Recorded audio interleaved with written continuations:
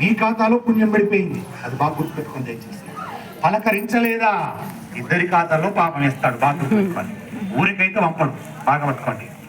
కాబట్టి రామచంద్ర ప్రభు పెద్దలు వచ్చి పలకరించారు, నేను వెళ్ళి ముందుగా వారిని పరికరించలేకపోయానని సిగ్గుపడతాడట రామచంద్ర ప్రభు. రాముడి ధర్మం చూడండి ఎలా ఉంటుందో. అంత రథములో వెడుతూ కూడా ప్రజల క్షేమ సమాచారమును అడిగి తెలుసుకుంటూ అందరినీ పేరు పేరున పలకరిస్తున్నాడు. ఏమి రామధర్మం అండి నిజంగా. అంత సింహాసనం మీద కూర్చొని ఆయన ఇప్పుడు రాజుగా కూర్చున్నాడు. ఎలా ఉండాలి రాముడు?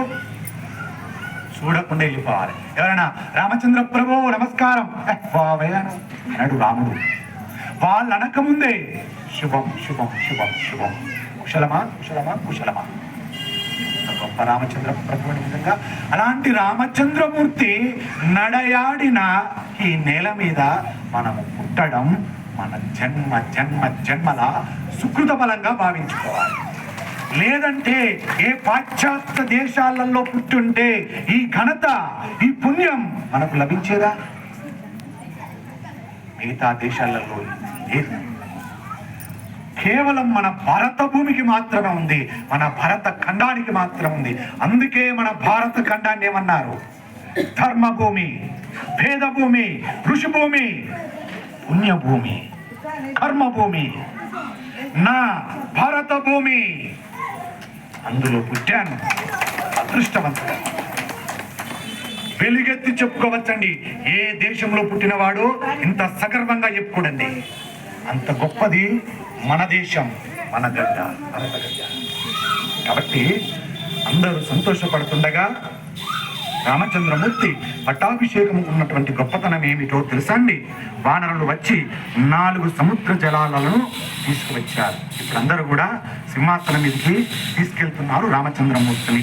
అందరూ సంతోషపడిపోతూ నాట్యాలు ఇలాగే చేశారు. ఇప్పుడు నిజంగా భగవంతునికి ఏమిటిన ఆ ఆలోచన తెలియదండి. నేను అనుకోలేదు ఇలాంటి నాట్యాలు చేయించాలని నా మనసులో లేకుండేది.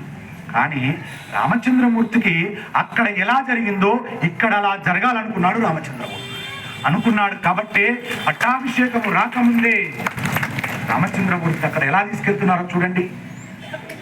అందరూ సంతోషపడిపోతూ నాట్యాలు చేస్తూ రమణీయమైనటువంటి మాటలు మాట్లాడుతూ జై జై రామచంద్ర ప్రభుకి అనుకుంటూ సాధారణంగా ముందు మంగళవాద్యాలు నడిచాయి. ఆగమ శాస్త్రము, వేద పండితులు, ఆ వెనకాల పెద్దలు, ఆ వెనకాల కన్నెపిల్లలు, ఆ వెనకాల పిండి వంటలు పట్టుకొని కొంతమంది నడిచారు. ఆ వెనకాల అక్షతలు నడిచాయి. ముందు వేలాలు చల్లారు. పరిమళిస్తూ ఉండాలని గంధపు నీరు చల్లుకుంటూ వెళ్ళారు. ఆ వెనక సువాసనైనటువంటి స్త్రీలు చేతులు పువ్వులు, పసుపు, కుంకుమ పట్టుకొని చక్కగా మంగళహారతులతో కదిలారు. మన సువాసన ఎలా కదిలారు అలా కదిలారు. అప్పుడు తర్వాత స్వామి రామచంద్రమూర్తి దగ్గరికి వెళ్ళారు. రామచంద్రమూర్తి చక్కగా రథం వెళ్ళిపోయింది, అయోధ్య చేరుకుంది. ఆగుతుందా అండి రథం? ఆగదు. అందరినీ పలకరిస్తూ